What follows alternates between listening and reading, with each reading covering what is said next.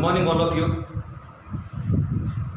काफी problems projectile motion पे हमने डेफिनेटली सॉल्व किए हैं, but in addition to that कुछ डिफिकल्टीज मुझे पूछे गए, उसको मैं पहले डील कर लेता हूं, then I can proceed with the next topic which is on circular motion. इसमें दिया गया है प्रॉब्लम नंबर 11 पेज नंबर 98 में। ऑन पेज नंबर 98 प्रॉब्लम ऐसा दिया गया है, bullet when travels a distance of 0.9 meters, velocity it loses 1/4 of the velocity. If it loses 1/4 of the velocity and उसकी velocity हो जाएंगी equal to 3/4. Now starting with this 3/4 velocity यहां पर हो गई equal to 0, then how much distance will it travel? ये पूछा गया। पहले velocity v थी, distance travel किया 0.9, it has lost 1/4 of the velocity which it has become equal to 3/4. Now starting with this 3/4 velocity, उसकी velocity ultimately 0 हो जाएगी, तो कितना distance तो travel करेगा ये पूछा गया। So how to deal with this now? एक काम करता हूं, मैं इसको लेता हूं एज द इनिशियल वेलोसिटी, इसको मैं लेता हूं as the final velocity. I think that's very clear. This is my initial और your final. v square is equal to u square 2 times s।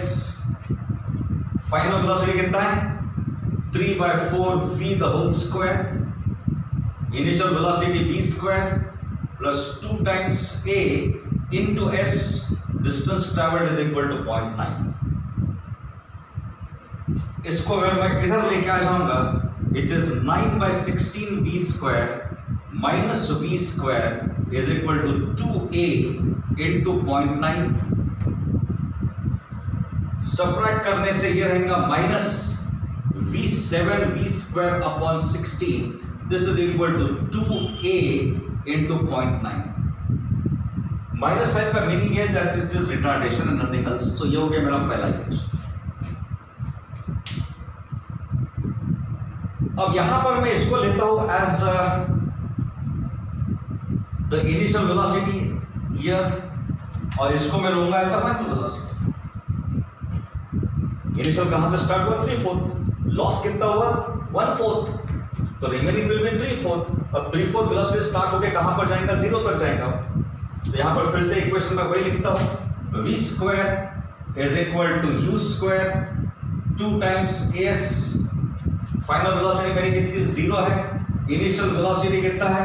It is equal to in fact 3/4 the whole square plus 2 times a into x, the distance traveled, let us say it is equal to x.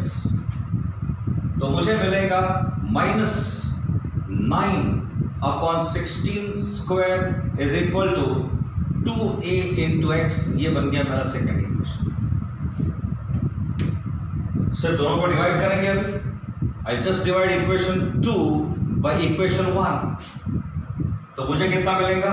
minus 9/16 v square will get cancelled, और ये रहेगा 16/7 and this is equal to x upon 0.9. तो मुझे मिल गया x is equal to 9 into 0.9 upon 7, which is 8.1/7, and the answer comes out to be equal to 1.1. Definitely आ जाएगा। 1.1 reminder is 3, यानी ये 4 आएगा या 5 आएगा, जो भी आता है। It is 1 is the remainder here, ये 11 हो गया, 4 यानी 5 ऐसा है। So the answer is nearly equal to 1.2 metres. This should be the answer. I think it's very clear. Well, आगे बढ़ते हैं अभी और नंबर 12 में the time The velocity time graph of the two objects are given to you. What is the ratio of the accelerations? इस point के बारे में मैंने पहले डिस्कस कर लिया था। ग्राफ यहां पे बना हुआ है between velocity and time. One is making an angle of 30 degrees and the other is making an angle of 60 degrees। ये एंगल कितना 60 डिग्रीज है। मेरे ख्याल से ये डिस्कशन पहले हो चुका है कि ग्राफ अगर मैं बनाता हूं एस और टी के बीच में, then the slope is equal to difference of x coordinate upon difference of y coordinate, difference of y upon difference of x, and ultimately this is equal to velocity। यहां पर भी slope कितना रहेगा? The slope will be equal to difference of y coordinate upon difference of x coordinate, and this is equal to acceleration। So acceleration is equal to slope, and slope is equal to tan theta, the angle it makes with the x-axis। I think the point is very clear here। इस line का slope कितना रहेगा? Difference of y coordinate upon difference of x coordinate, that is equal to acceleration, and the slope is equal to tan of theta। तो मुझे यहां पर निकालना क्या है?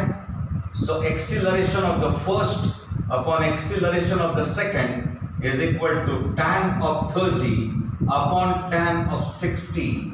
Tan of 30 is equal to 1 by root 3 and this is equal to root 3।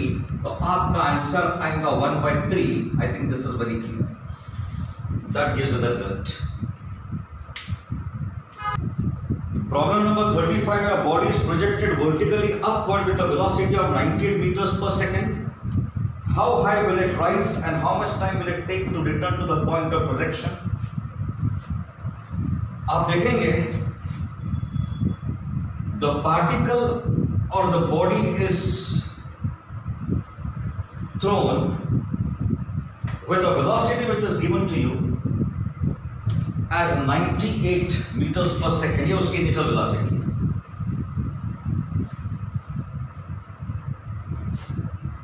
कौन से height तक ये पहुंचेगा निकालना है आपको। Say this height is equal to h। At this maximum height velocity is equal to 0। So it is very clear कि अगर मैं इक्वेशन यूज करूंगा v square is u square 2 times as, अगर मैं इक्वेशन यूज करता हूं तो final velocity मेरे लिए 0 रहेगा। Initial velocity will be 98 the whole square my plus 2 times, इसको मैं लूंगा minus 9.8 into height. Velocity is directed upward, तो पॉजिटिव साइन दिया तो डाउनवर्ड डायरेक्शन को मैं नेगेटिव साइन दूंगा। So ultimately minus 98 into 98 is equal to 2 into minus 9.8 into h। So I have 98 into 98 upon 2 into 9.8 is equal to h।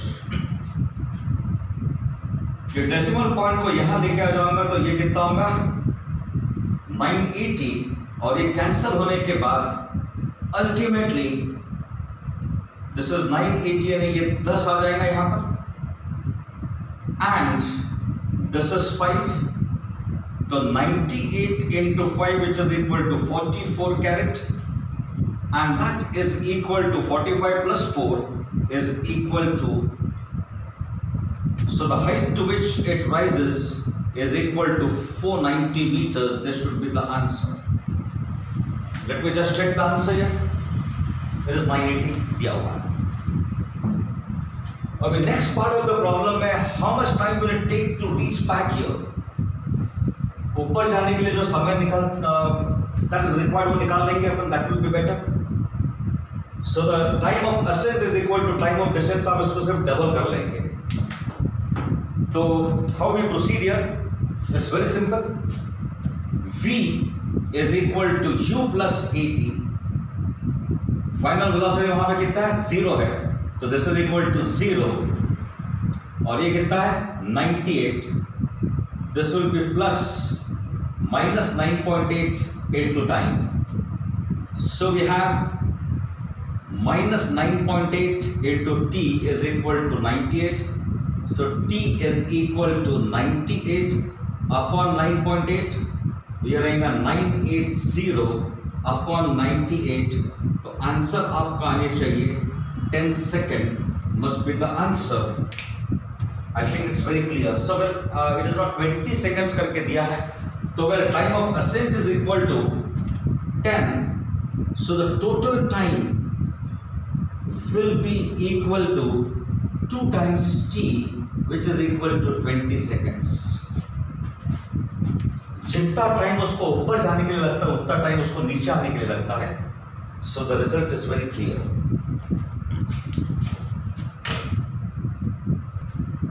Number 37 पे मेरे पास आई difficulty. A body is thrown horizontally from the top of the tower and strikes the ground after 2 seconds at an angle of 45 degrees with the horizontal.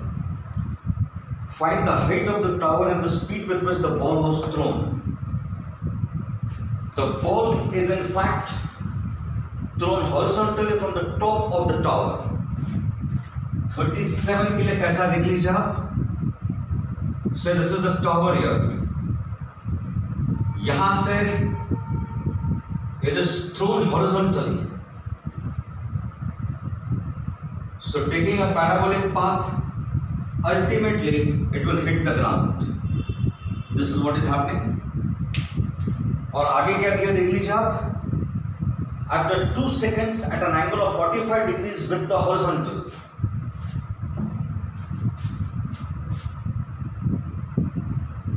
इसकी जो velocity है, it makes an angle of 45 degrees with the horizontal.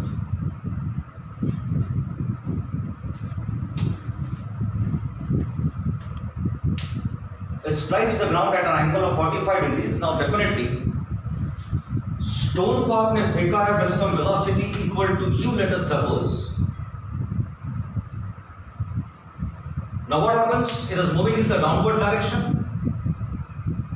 उसने ground को hit किया at an angle of 45 degrees. कहने का मतलब यह है the direction of velocity is making an angle of 45 degrees with the horizontal. This is what it means, and this is happening after 2 seconds. हमको निकालना क्या है? We are supposed to find the height of the tower निकालना.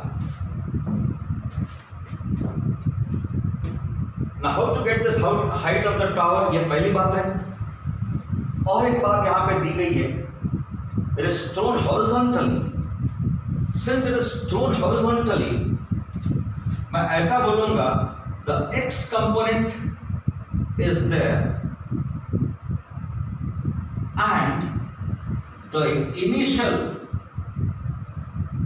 vertical velocity is equal to 0. इसको मैं भी explain करता हूं आपको कि जब आप बॉल को ऐसा फेंकते हैं मेकिंग सम एंगल हियर, तो इसका हॉरिजॉन्टल कंपोनेंट रहेगा u cos theta, vertical component रहेगा u sin थीटा. ये तो ठीक है, लेकिन जब अब इसने ऐसा फेंका, आपने angle makes with the horizontal 0 है, तो मैं लिखूंगा horizontal component is u cosine of 0 which is equal to u. यानी हॉरिजॉन्टल कंपोनेंट सेम रहेगा. What about the vertical component? आप बोलेंगे vertical component is u sine of 0 which is equal to 0 because sine of 0 is equal to 0. I think this is very clear. So ये angle theta है, 2 minute के लिए मान लीजिए आप. तो हॉरिजॉन्टल कंपोनेंट कितना रहेगा? u cos theta, vertical component u sin theta. यहां पे थीटा कितना 0 है. So this is what we get. ux is equal to u cosine 0 which is equal to u because cosine 0 is equal to 1 and this is sin 0 which is equal to 0. ये बात होगी. तो अगर मैंने अभी equation लिखा हुआ vertical motion, vertical motion के लिए मैं इक्वेशन लिखता हूं तो कैसा मिलेगा देख लीजिए आप. s is equal to ut plus half at square. Vertical displacement is equal to y is equal to height of the tower. इसको ओरिजिनल लेता हूं तो मुझे माइनस साइन देनी पड़ेगी, but well all the science in the downward direction में positive ले रहा हूं, कुछ भी ले सकते हैं। डाउनवर्ड डायरेक्शन को मैं पॉजिटिव साइन दे रहा हूं तो अपवर्ड को मुझे नेगेटिव देना पड़ेगा। Initial vertical velocity and this is what vertical acceleration. Downward direction को मैंने पॉजिटिव लिया मेरे कन्वीनियंस के लिए, तो height h is equal to, ये तो जीरो है, into time plus half g क्या लूंगा मैं, पॉजिटिव लूंगा बिकॉज डाउनवर्ड डायरेक्शन को पॉजिटिव लिया है, इनटू टी स्क्वायर। तो मुझे h मिलेगा equal to 9.8 into 2 which is equal to 19.6 meters. This should be the height. 19.6 meters is given to you. I think that's very clear to you. मैंने ये equation लिखा for vertical motion के लिए, मैंने equation लिखा in fact and I got the result. तो ये क्या रहेगा, vertical distance, initial vertical velocity, vertical acceleration and you get the result. अभी मुझे क्या निकालने को बोला गया है, ये तो निकाल गया। एन एडिशन क्या निकालना है मुझे, the speed with which it hits the ground.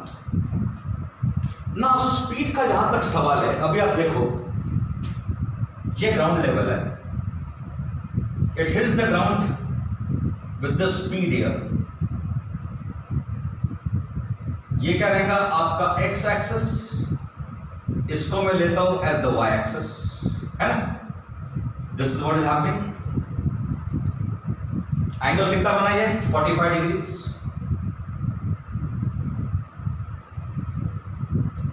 Now horizontal velocity remains same.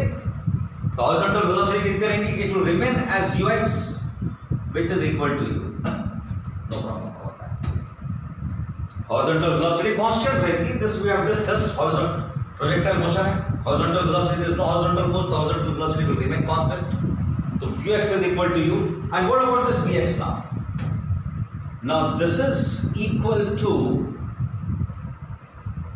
just ये क्या है, final vertical velocity is equal to initial vertical velocity plus a into T.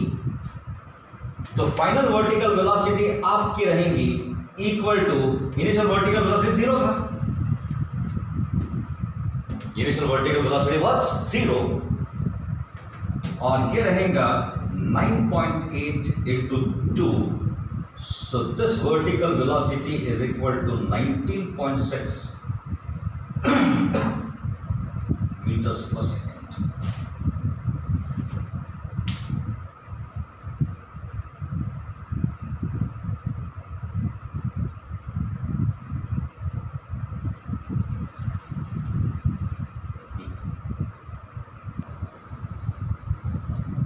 So the vertical velocity is equal to this much now.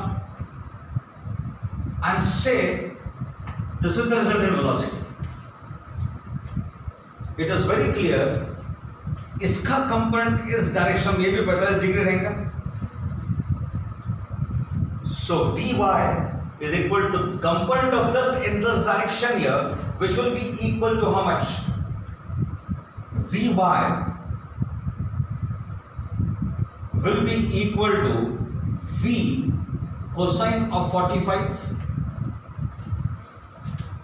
Is one and the same thing, because इसका component इस direction में कितना रहेगा, it will be v cosine of 45, and so we have v is equal to vy upon cosine of 45. So this is 1 upon what, 1 upon root 2. So ultimately मुझे मिलेगा v is equal to root 2 into vy. So, और ये क्या है, ux, the x component is v into again cosine of 45, and so this ux is equal to v, which is root 2 vy into 1 by root 2. So ux is equal to vy is equal to 19.6 meters per second. I think the answer is very clear now. इस part को मैं repeat कर रहा हूं. मैंने in fact final vertical velocity निकाला है. Final vertical velocity 19.6 आ चुका है. ये होगा फाइनल वर्टिकल वेलोसिटी. ये 45 डिग्री है. Resultant velocity is v. इसका कंपोनेंट इस डायरेक्शन में vy is equal to v cosine 45. तो v मुझे मिल गया vy upon this. Now what is this ux equal to component of v in this direction? Here रहेगा v cosine of 45 again, and so that's the result. और एक बात याद रखेंगे, always do remember कि अगर this is the force, this angle is equal to theta, तो इसका कंपोनेंट इस डायरेक्शन में f cos theta रहेगा. ये एंगल 45 डिग्री है तो इसका कंपोनेंट डायरेक्शन में कितना रहेगा? कोसाइन फैक्टर उसमें ऐड होगा. To this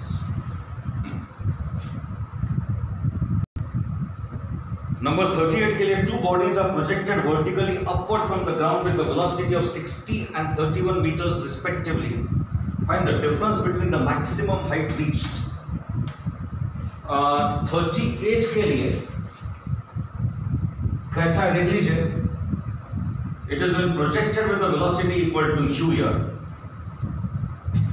Maximum height per velocity is equal to 0, your final velocity. तो अगर मैं इक्वेशन यूज करता हूं v square is equal to u square 2 times as, final velocity is 0, initial velocity, upward direction, ये up positive लिया तो इसको नीचे को क्या लेना पड़ेगा? Negative. So 2 into 9.8 into s. तो अल्टीमेटली मुझे क्या मिलता है? It is 2 into 9.8 into s is equal to u square. तो s is equal to u square upon 2 into 9.8. ये बनता है equation. So what is to be done now? पहले की वेलोसिटी 60 और दूसरे की वेलोसिटी है 31. तो मैं लिखूंगा s1 is equal to 60 square upon 2 into 9.1 और 9.8.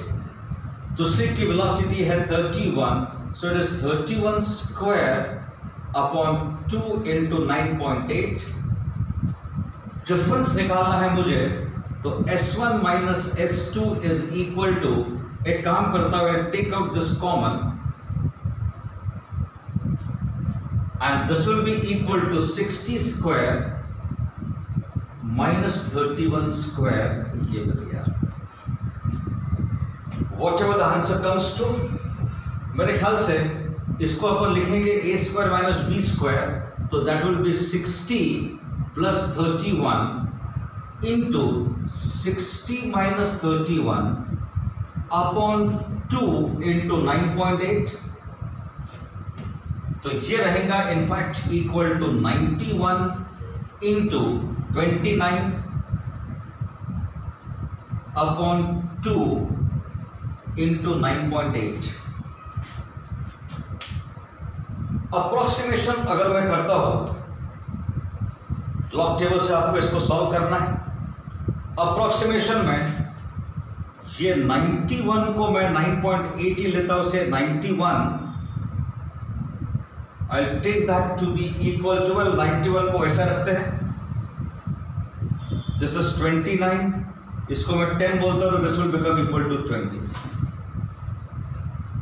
So 2 से अगर मैं डिवाइड करता हूं तो 91 into, if I divide this by 2, इसको 15 बोलेंगे तो ये 30 तो ये 15 हो जाएगा, multiplied by 10 to the power -1 ऐसा मिल गया आपको. So एक काम करेंगे, ये हो गया 91 into 1.5 और 1.5 का मतलब होगा 3/2. तो ये रहेगा आपका equal to 45 and 45 into 3 that is nearly equal to 135. This should be the answer. और आपको आंसर दिया है 134.6 और मैंने अप्रोक्सीमेशन मेथड से 135 लेके आ गया। जे डबल ई इसमें इसी मेथड से करना है हमको solve. This was 91 into 29 upon this quantity, इसको मैंने कितना कर दिया 10, तो ये बन गया 20, और उसके बाद में इसको मैंने 30 कर दिया, तो 2 से डिवाइड करेंगे तो कितना आएगा 15 आ गया, 10 टू द पावर -1। 15 का मतलब 15 यानी 1.5 हो गया, 1.5 का मतलब होता है 3/2, and so you get the result which is very close to the actual value. लेकिन आपको यहाँ पे सॉल्व करना है यूजिंग द लॉग टेबल। एक फाइनल, हाँ, 39 number, a projectile is projected at an angle of 60 degrees. The time of flight is 16, calculate the horizontal range. Angle of projection आपको दिया गया है equal to 60 degrees. Time of flight is equal to 16 seconds. और आपको range निकालनी है। Range का formula कैसा है? u square sin 2 theta upon g, this is the formula for the range, ये दिया गया है। वेल नाउ, और टाइम ऑफ फ्लाइट का फॉर्मूला क्या है? 2u sin theta upon g। Now since the angle of projection is given to you, एक काम करेंगे, मुझे यहां पर साइन थीटा का प्रॉब्लम नहीं, थीटा तो मिल चुका है, यू स्क्वायर मुझे निकालना है। तो what I will do, T square is 4u square sine square theta upon G square.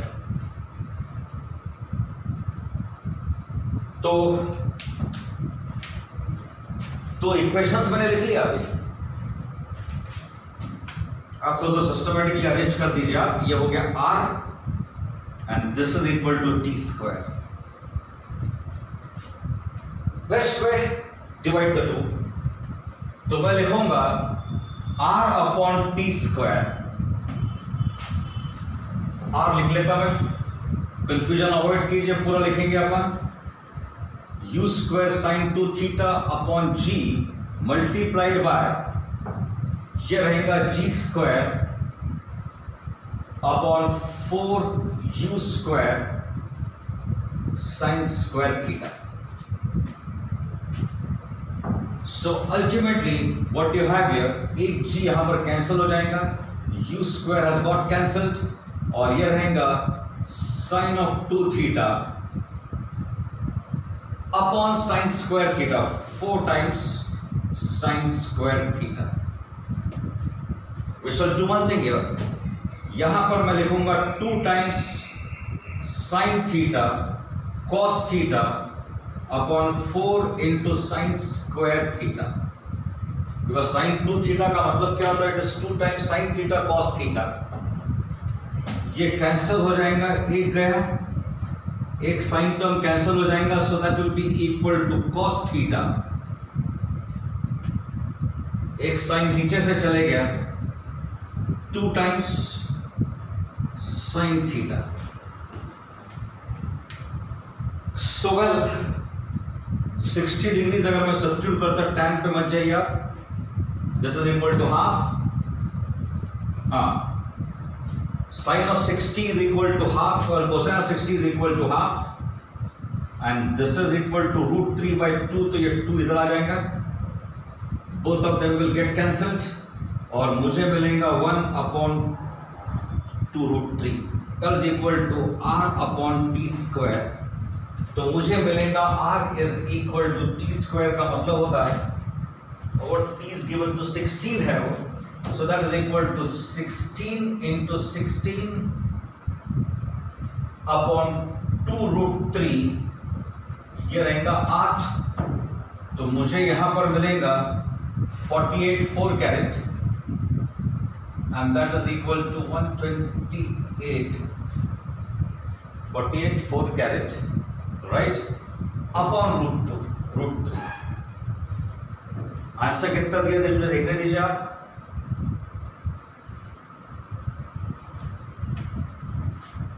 ये नंबर बहुत बड़ा दिया गया है।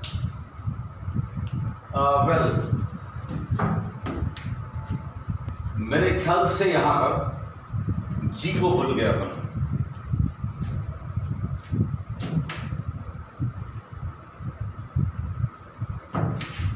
मल्टीप्लाइड बाई जी, तो जी मैं लेता हूं टू बी इक्वल टू 10, तो this is what I am getting. G को भूल गए थे, इनफैक्ट एक जी कैंसिल हो गया था और एक बचा हुआ। सो √3 अप्रोक्सीमेशन 1280, इसको 1.7 लेते हैं। 1.7 यानी ये होगा equal to well anyway try to calculate this. So in this particular case here answer match होता है, इसके साथ कोई प्रॉब्लम नहीं है, अप्रोक्सीमेटली वही आता है। आई थिंक जितनी भी डिफिकल्टीज जो मेरे ख्याल से प्रिसाइजली वेद ने पूछा हुआ था, it has been completed now. तो वेल कल हम स्टार्ट करेंगे विद सर्कुलर मोशन। उसमें फॉर्मूला मुझे डिराइव नहीं करना है, कुछ स्पेसिफिक टर्म डिस्कस करने के बाद सिर्फ प्रॉब्लम्स में ले लूंगा, that will be better. Because circular motion और कोनिकल पेंडुलम जो दिया हुआ है उसका डिटेल आपको 12th क्लास में, तो अभी मेरा यहाँ पे करने का कोई मतलब नहीं आता है। लेकिन सर्कुलर मोशन में कुछ स्पेसिफिक प्रॉब्लम्स करने का रीजन एक ही है कि 11th क्लास के पोर्शन में ही ग्रेविटेशन का चैप्टर है जिसमें सर्कुलर मोशन के आइडियाज रहना बहुत जरूरी है। So I deal with circular motion and किताबें भी सबको मिलना चालू हो चुकी है JEE की। तो ऐसा बोलो कि मंडे, कमिंग मंडे या Tuesday we should start with the JEE portion also.